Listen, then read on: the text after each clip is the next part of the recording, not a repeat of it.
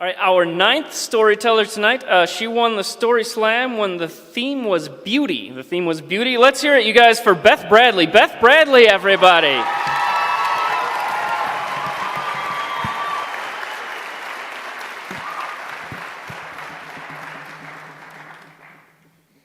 Ever since I was a little kid, I knew I was too fat. I remember being in 3rd or 4th grade and our gym teacher having us come up one at a time to see how many pull-ups we could do in front of the whole class. And I would just be sitting there on the mat thinking like, come on, man, like, we've known each other a few years now, like, we both know I can't do a pull-up. But he would still call my name and I'd have to go up and go through the charade of attempting a pull-up. And he would kind of sadly write a 0 in his book, and I would trudge back to my spot, like feeling the eyes of all the other kids on me, and this kind of sense of embarrassment and frustration about my own body. And that feeling just followed me up through being an adult. It would get in the way of me trying new things, and eventually it just became the truth about myself. It's what the story was about my life. So even in my 30s, I would compare my life to other people's, and I would always feel like it didn't measure up, and it was always for that same reason, that I was too fat. But one night, it just got to be too much, and I was kind of telling myself that story again, and it was like after 25 years, it was just one time too many. So I thought, I'm so sick of this. I'm so tired of this story, and it's getting me nowhere.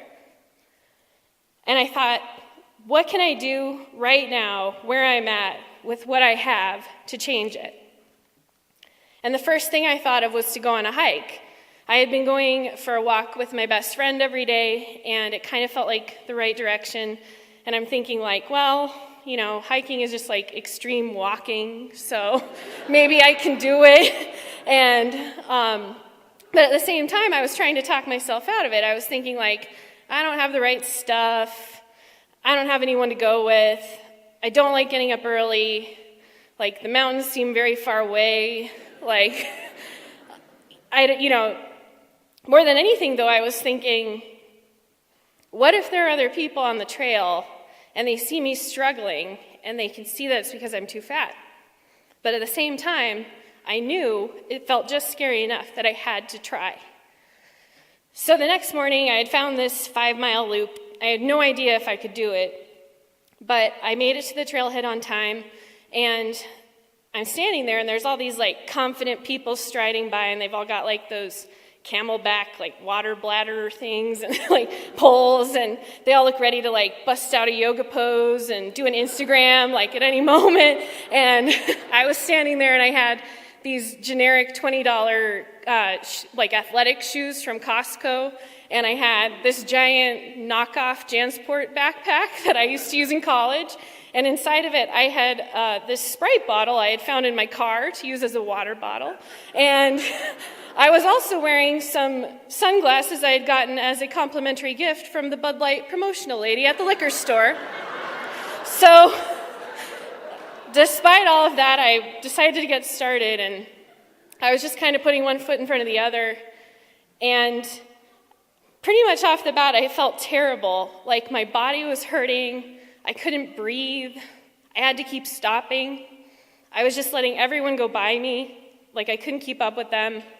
I was really frustrated, but I just kept looking ahead at the trail, and I just kept thinking, I'll just get to that spot. Like, I'll just get to there. I'm just going to go as far as I can go. And then I would do it again. And after a while, I looked back, and I'd actually gone pretty far. I looked down, and my car was just like a tiny dot in the parking lot. And the other thing I noticed was that I hadn't had to listen to, like, the podcasts and the music I'd brought in case I just didn't want to be alone with that story, that voice that had been telling me that all that time. But it was quiet, because instead I'd just been like looking out at the view and listening to the wind and the birds and like my own breathing.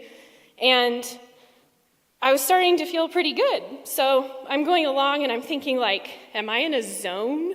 Like, I've heard of marathon runners, you know, they like get into a zone where they like feel no pain and they're like they can go forever. And I just never pushed past like any of that fear or frustration to even know that I had a zone.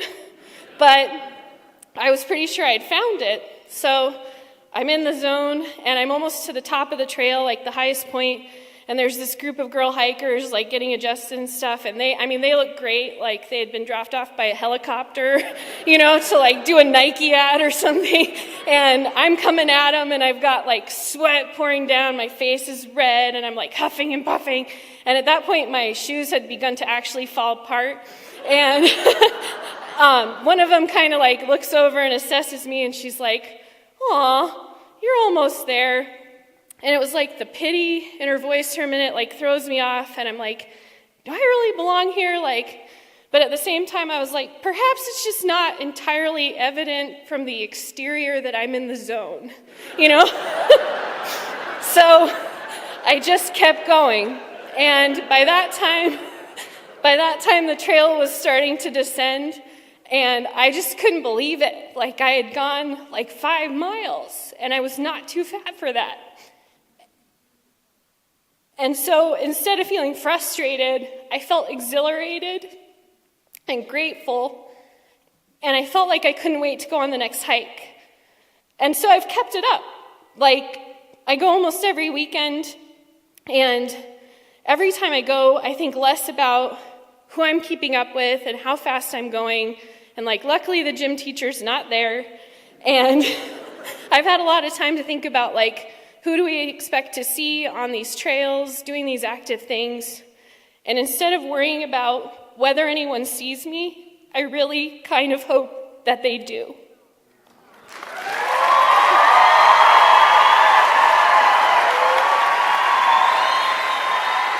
Beth Bradley.